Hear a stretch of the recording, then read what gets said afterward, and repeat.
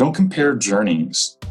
Your journey is your specific journey, and you will be guided to the best way to get you where you go. I believe that right now is a great opportunity to leverage the power of voice. David Copperfield is a billionaire, not a millionaire, he's a billionaire. And how did he become this? He tapped into something profound, which is the art of storytelling. Be on Air, powered by Podcast Farm.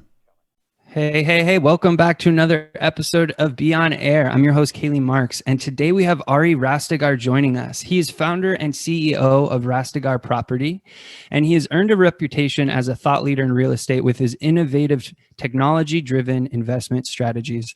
I've had the honor of getting to work with him on a couple projects, and this gentleman is making some serious moves, especially here in Austin in the real estate space. And he specializes in recession resilient real assets and multifamily real estate developments, building portfolios designed to reduce risk and maximize capital appreciation potential. Ari, thank you so much for making time, man. It's great to have you here. Hey, thanks for having me, man. What's going on? Yes. Yeah, so much. And we're talking a little bit before we started recording about some amazing stuff that you're working on and how busy it's been for you. But I wanted to start with where you grew up. And I know the answer, but for my listeners, maybe you could talk a little bit about Austin and what it was like and how much it's changed. Yeah, I mean, I'm born and raised here. I mean, I was born at Seton Hospital, in Austin, and this is home. I mean, I went to middle school and high school in Dallas, went to law school down in San Antonio, went to Texas A&M undergrad after going to a couple community colleges. But growing up in Austin, I mean, this is a hippie music town, right? I mean, this is not the Austin. Of course, we didn't have much money growing up. We didn't have much of anything growing up, but watching Austin go from being a little sleepy kind of town with a music festival called South by Southwest, where once a year musicians would come, and you're talking dive bar type, vibes, to being the new Silicon Valley. I mean, so this is a transcendent change. And Austin is not a city, it's a town, right? I mean, so you look at Houston or Dallas or New York or San Francisco, those are major metropolitan cities that were designed to be major metropolitan cities. Austin is a town on steroids.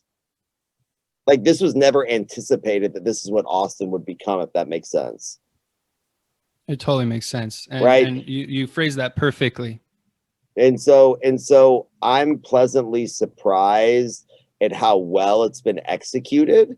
And that's a testament to the city council people, the local government, to the mayor, and even the governor, and just the way that they've, made zoning very difficult, still protecting the trees. We have more than 200 public parks, which is more than any top 10 city in the United States. Cities built around lakes and hill country. It's beautiful, right? But they've done it in a way that I'm seeing that community enhancement versus that dirty word gentrification, which nobody really wants to hear. Is there some areas that are gentrifying? Absolutely. Are certain people getting priced out of the markets? Yes.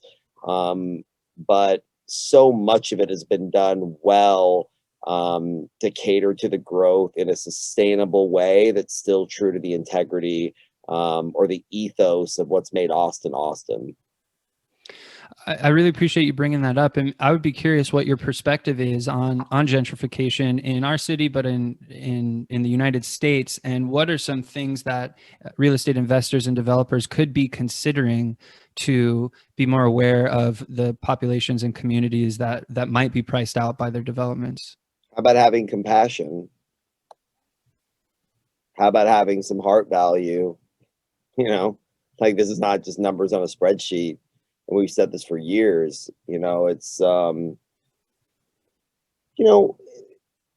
as you build, and obviously we have 7 properties we're breaking ground on this year, right? Most companies don't break ground on probably one every 3 or 4 years. We're doing 7 this year. We're building 4,000 homes across the Austin MSA, not building office buildings, 600,000 square feet of industrial next to Tesla. That's not even scratching the surface, right? Condos in Phoenix, $18.99 McKinney in Dallas, not to mention our acquisition platform. We're looking to do about 5 billion in acquisitions over the next 24 months.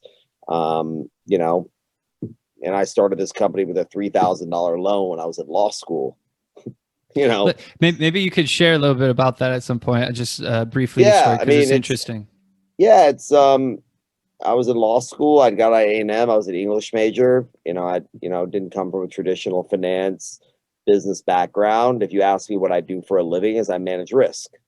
I manage risk for a living. But in my heart, I'm an artist. And so when we have in-house architecture, in-house design in this office. So we are designing these buildings. Yes, we're bringing in architects of record and other, strategic architecture design firms, but we are designing these projects. What we're doing in Kyle, Texas, which is 320 acres, and building what we're calling futuristic suburbanism, we designed it in-house. Like, we built this stuff, and so for me, it's never been about the money, and look, profit creates jobs, profit drives the world forward, and to me, that's a dirty word, but there's a way to be conscious about doing that stuff and respecting the past as you build the future. Okay. And, respecting the land that you're building on, respecting the environment. And if you look at great artists of any generation, of any genre, painters, they're respecting, they're exemplifying and personifying and creating ways to express the environment that they're in. And so you can't read Charles Dickens and not understand what was going on, in Europe during that time, properly. You can't understand Picasso's certain eras, whether it's in his blue era, Cubism, if you're not understanding the socio-political issues of Diego Rivera or any of these other great artists, unless you know what's happening. And so, we're at a moment, a precipice, an inflection point, whatever word you want to use, of the largest transfer of wealth in the history of mankind. When the baby boomers pass along their money to the millennials and the Gen Z, and I'm a millennial actually, the core values are different. Mm-hmm. The way millennials and Gen Z think in this TikTok, YouTube, Instagram, Facebook era, just to whatever. I wrote an article for Forbes the other day about the Instagrammable moment, created experiential, things, because that's what they want. They change jobs, or we change jobs more frequently than any other generation. And not because, we don't have the bread. It's because the core values are different. Care about community, care about carbon footprints, care about community. And that's very, very important moving forward. And so gentrification bothers me in a very visceral way, in a very deep way. That word bothers me because we have to find a way to, and this is something the private sector has to solve. This is, we put this stuff on the public sector or the government or whatever, and that's just the wrong action. Should there be a healthy dialogue between the two sides? Absolutely. But this is something the private sector needs to have, because the public sector, the government side, is way too inefficient to do it. There needs to be dialogue. But developers need to find ways to find those solutions, whether it's relocating people, finding other, cost savings mechanisms, going, whether that's through tax credits, there's a whole other way to look at this, but it's something that we're very, very sensitive to. There's enough room for everybody, man. There's enough room for everybody. Yes. And then and you have to keep that in mind as you grow. That kind of brings to mind a little bit about what Rastegar has as a company structure, because you have a lot of your own family working with you, and that's what I'm hearing is you kind of see your community. You have this larger family, and you're doing things in the Austin area with those deeper values. So maybe you could talk a little bit about how you run your company. Yeah, this is my home. This is my home. This is my home. I mean, and we've always treated this as a family, and whether actual direct family members involved in certain facets of the business, absolutely. I have a family member in basically every vertical of this business, which is great, but they're here on the merits. They're not here because it's just family and it's nepotism. They're all smart, extremely capable, and I'd hire them if they weren't my family. If that makes sense, right? Oh, like, yeah. so you have to make it on the merits, and they all know that. And they know if you don't cut it, you ain't gonna work here. I don't care, who you are, that doesn't, and that doesn't create the right culture either. You don't want to show nepotism in culture anyway. We have a beautiful corporate culture. Everybody that works here is here because they want to be here. They're excited. They have their own lanes. They have the ability to grow. And I always tell everybody to my kind of like middle management, you're all future CEOs. Yeah. And if you don't become CEOs, whether it's under our, global umbrella or in your own realm, I failed. Will you talk to me about scaling? Will you talk to me about how you conceive of growing a company? Growing a company is about the 3 Ps: people, process, right?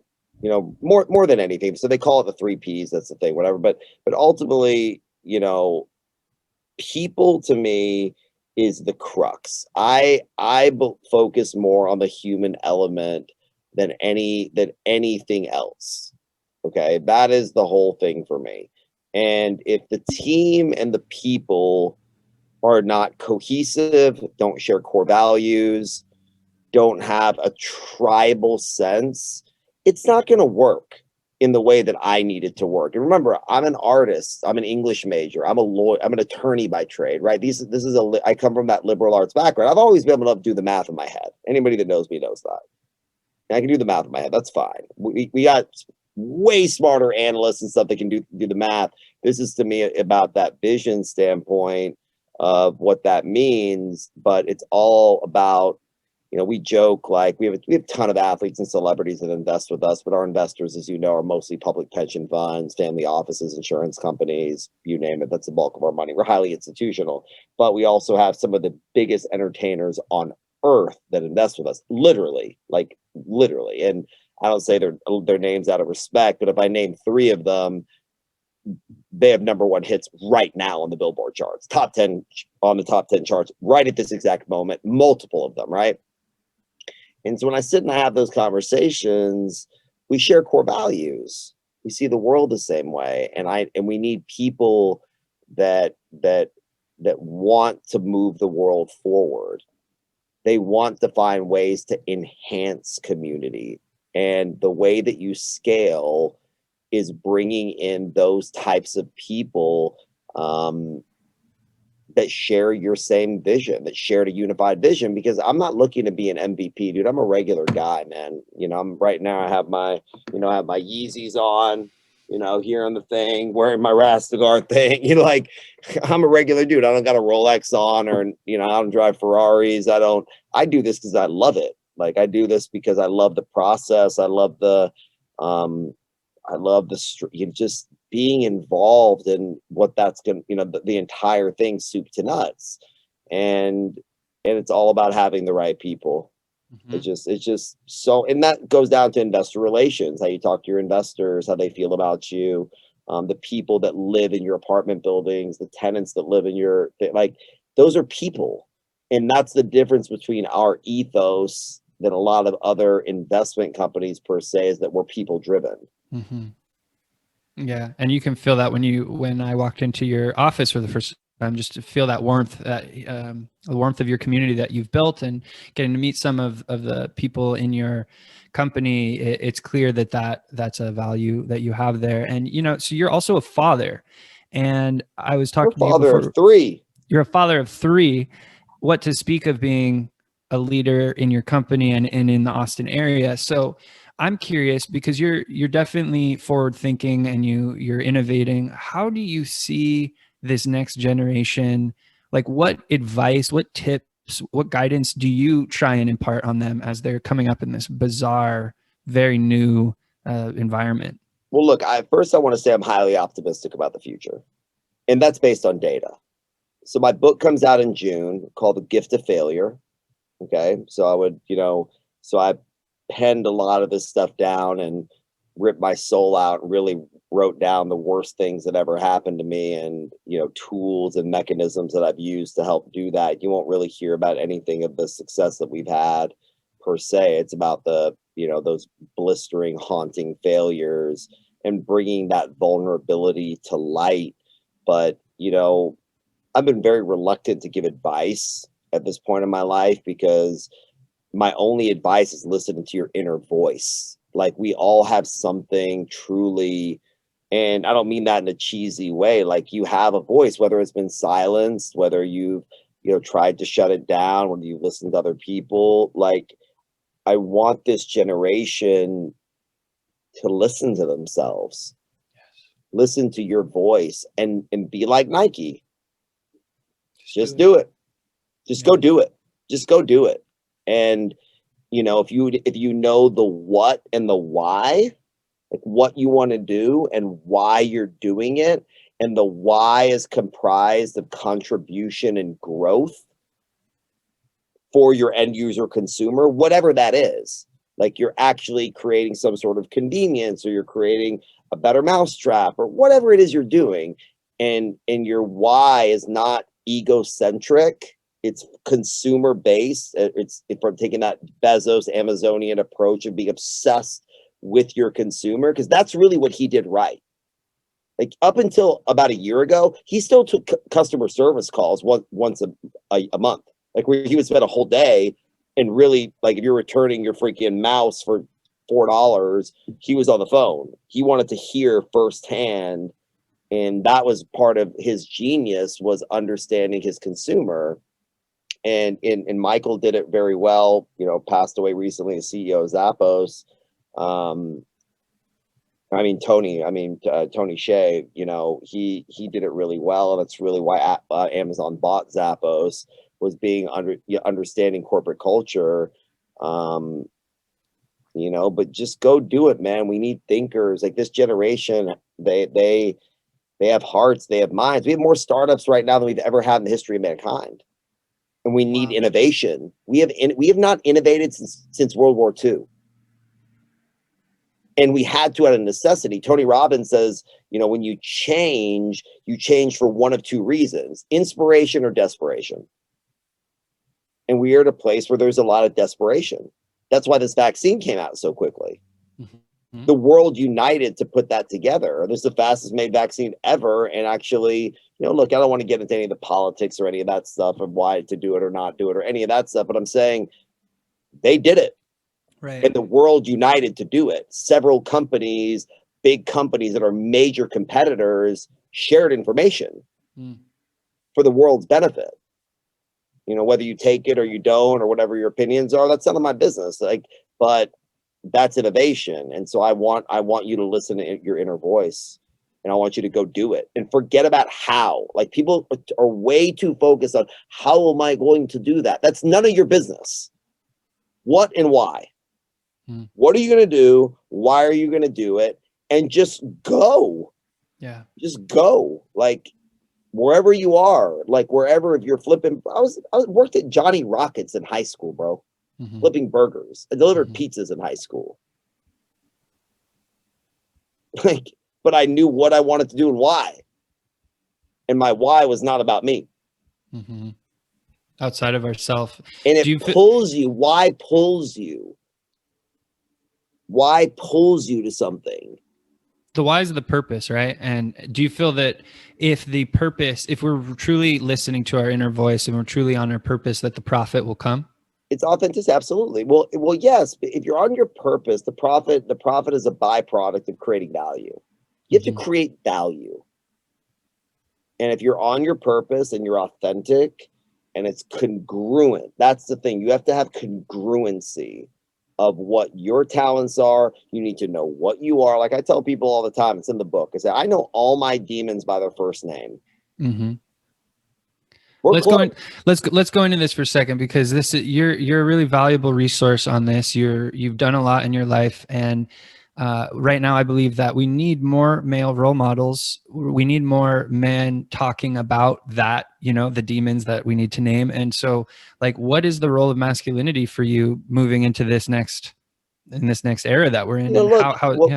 This is a different age, right? We're in an age of evolution, and look, I'm half Iranian, half German. We have a highly diverse team of all, different races, religions, which I'm very, very proud of. and this is an age of womanism.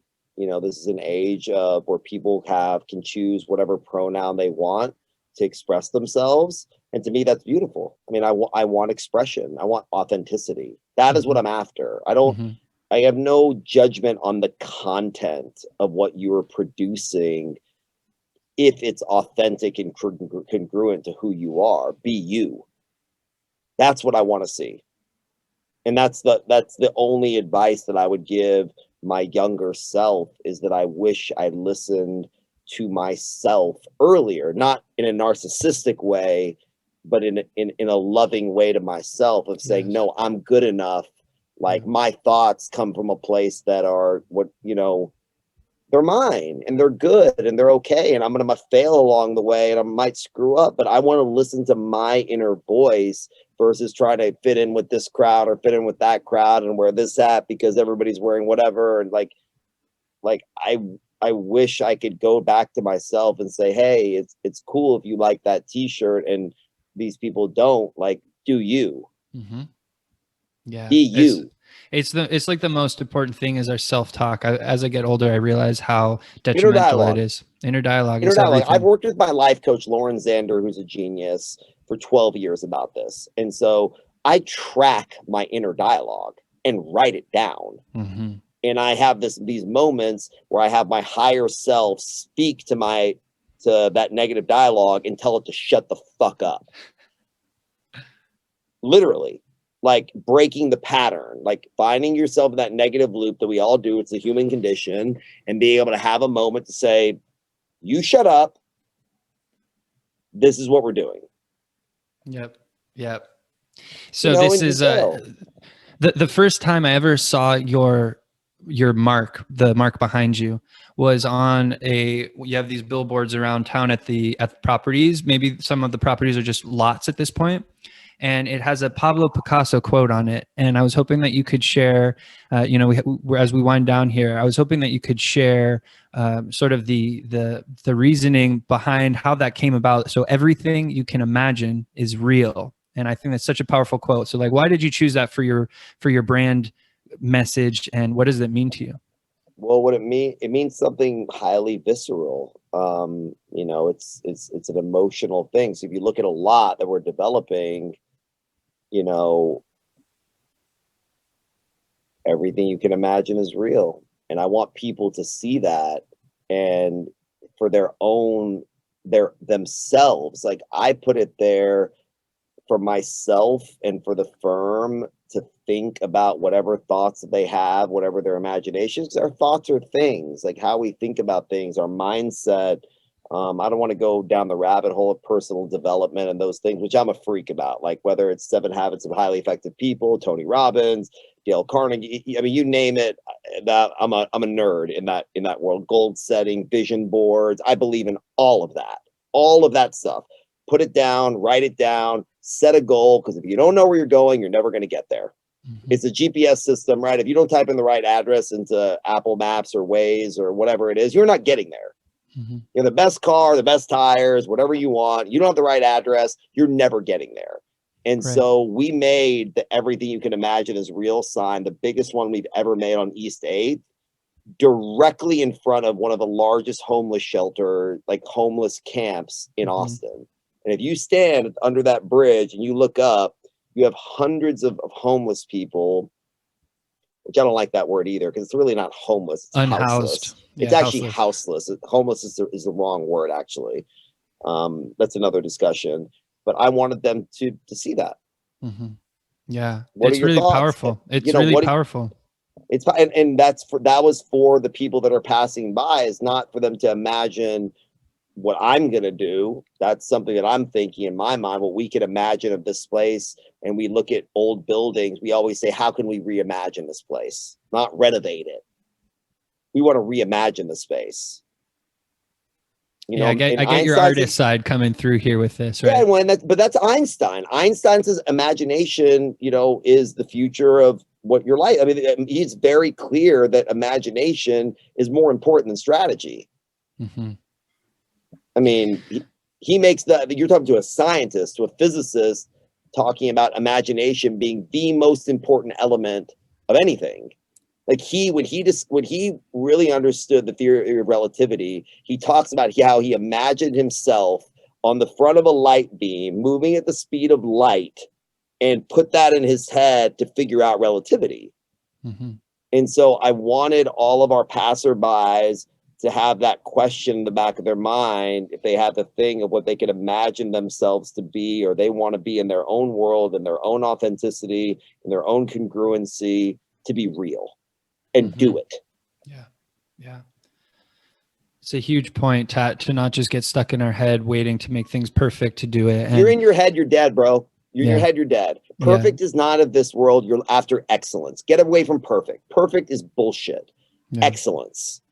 And excellence is a habit.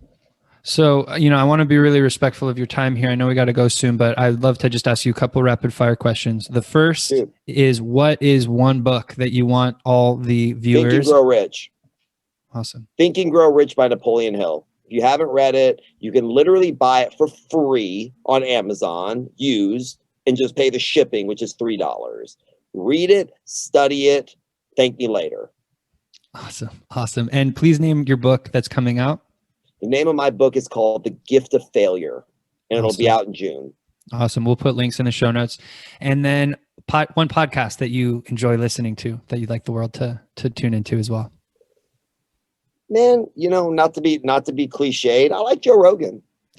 No, Joe's awesome. I like Joe. I mean, I like Joe, and I like him. He's here in Austin, and he's weird, and I like Tim Ferriss too. Yeah. I like Tim.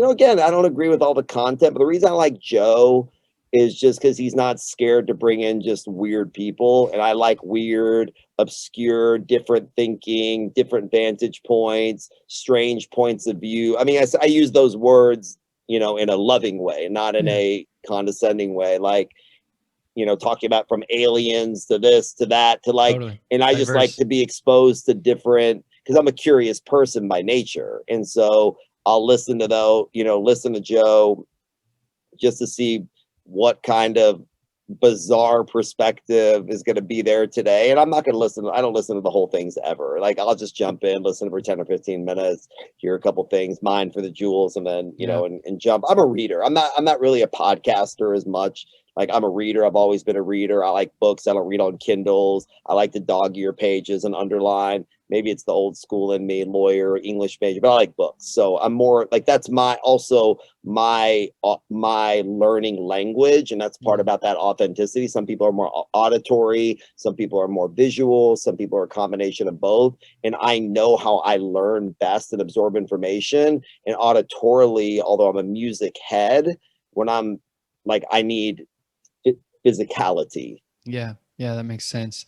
And, so I love the book recommendation, love Joe Rogan, love the clips that he puts out. What would you, this last phase of the interview, of the episode, I always ask people, I have a motto, which is amplify what you love.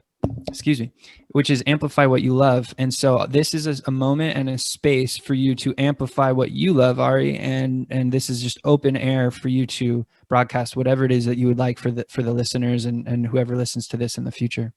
This is all for my kids, man. It's all for my kids and for my family. And that goes for my extended family. That goes for, my staff, my global family. That's what I love, and that's what I want to amplify. That's what I care about. I mean, right here, sitting next to my podcast, right here is a picture of my family. Yeah, love it. And like in that, family. like I said, like the people that work here, the people, whatever. Like I want the best for it. I want a better world for them, and that's why I get up every day. If I wanted to retire and just sell the portfolio today, I think I'd be okay. Mm-hmm. I think we both know that, right? Yeah, you're choosing to continue on, do this hard work. I'm choosing to continue on. It's not about me. Yeah. Like if I wanted to walk away now today, and by most people's standards, I think I'd be okay. And I think you're pretty aware of that. You know what we own, what we have.